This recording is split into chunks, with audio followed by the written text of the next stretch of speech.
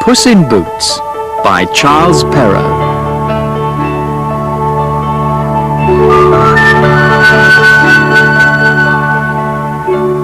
Once upon a time, an old man called his 3 sons to his bed. "I'm dying," he said. "Listen, these are my last words. My first son, Dick, must have my windmill. My second son, Harry, must have my donkey." Good, thought Dick and Harry. We can make flour in the windmill, and the donkey can carry the flour to the market. "Tom," the old man said to his youngest son, "you can have my cat Puss." My father loves me, Tom thought, but he is giving me only a cat. What can a cat do? A voice behind him said, "Don't you know?" Tom looked round. "Who said that?" he asked. "Me," said the cat. "I'm not only a cat, and you must listen to me." "All right," Tom said. "I want a hat and a coat and big boots. Please make them for me. Oh, and I want a large bag." Tom didn't understand, but he began the work at once. Puss soon had big boots, a coat and a fine hat. He put them on, and he took the bag. "Goodbye," he said. "Where are you going?" Tom asked. "I'll come back," said Puss. What is Puss going to do? Tom thought. Puss found some nice rabbit food. He put it in the bag and he went to the forest. Then he lay down with the bag beside him. Soon a rabbit smelt the food. "It's in the bag," it thought, "and the cat's asleep." The rabbit went into the bag and Puss caught it.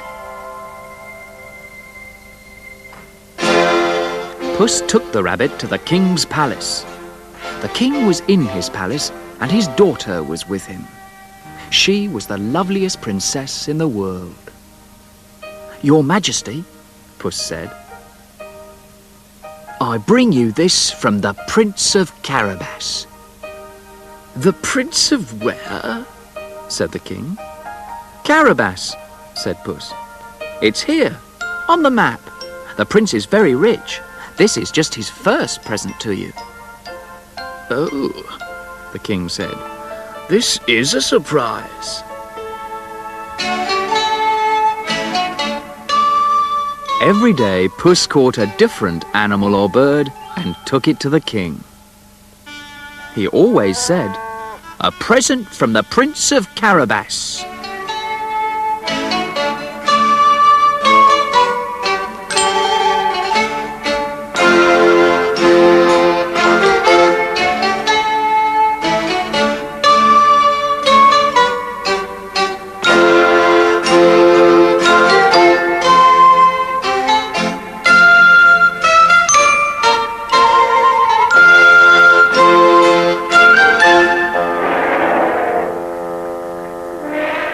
The palace was soon full of animals.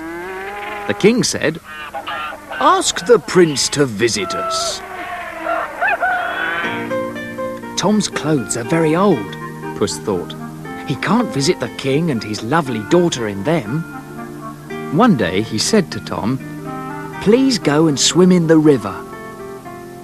Tom was surprised, but he went to the river. He took off his clothes and started to swim.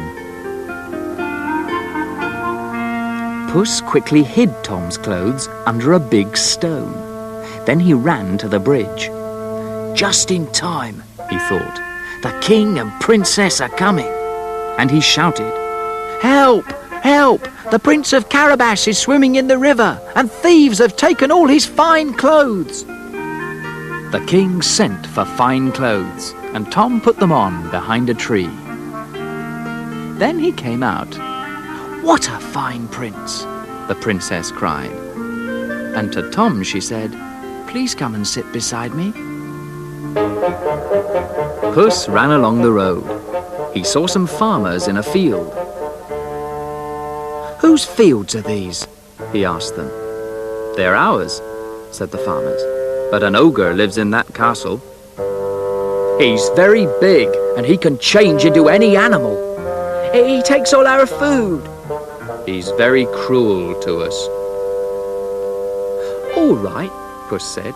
"I'll kill the ogre for you, but you must help me. The king is coming in his coach. You must say to him, 'We work for the Prince of Carabas. All these farms are his.' Do you understand?" "Yes," they said. "We understand."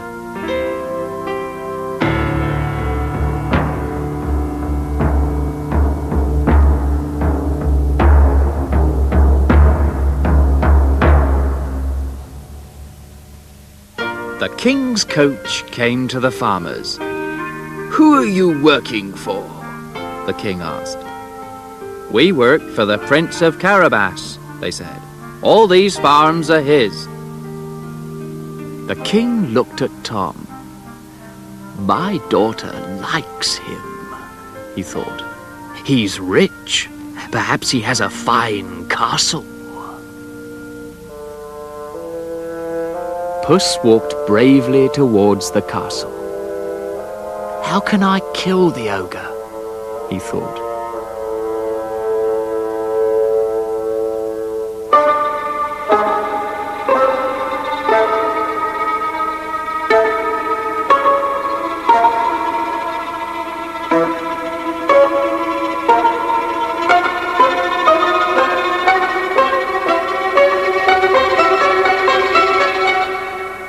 "Who are you? What do you want?" It was a very loud voice. Puss looked up and saw the ogre. "People say you can change into any animal," Puss said. "Is it true?" "Of course it's true. Look!" And the ogre changed into a frightening lion. Whoa! Puss jumped onto the table and hid there. The lion changed into the ogre again, and Puss said, "Yes, you can change into a very frightening big animal, but you can't change into a very small animal, can you?" "Of course I can," said the ogre. "But not very small, not a mouse." "Of course I can. Look!" The ogre changed into a mouse. And Puss caught it and ate it. Soon after that, the king's coach arrived at the castle. Puss was there. "Welcome, your majesty," Puss said, "to the castle of the Prince of Carabas." "It's a lovely castle," the princess said.